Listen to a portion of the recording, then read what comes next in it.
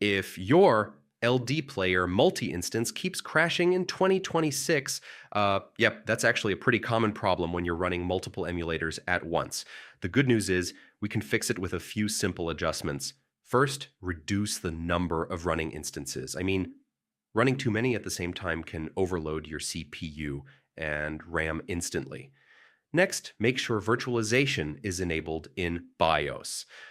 Without Intel VT or AMD multi-instance stability drops a lot. Now open LDPlayer settings and switch between OpenGL and DirectX mode. Yeah, one of these is usually more stable for multiple instances. Next, adjust CPU cores and RAM for each instance. Don't over-allocate, give each instance balanced resources instead of maxing everything out.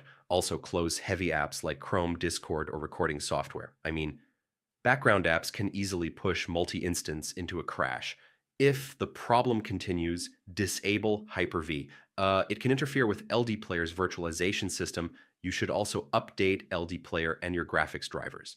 Yeah, outdated drivers can cause multi-instance instability.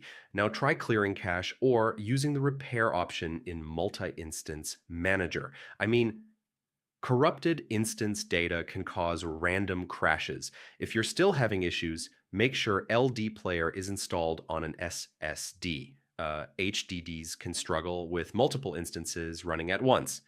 And if nothing works, reinstall LDPlayer completely. Yeah, this fixes deeper system or configuration issues, and that's it.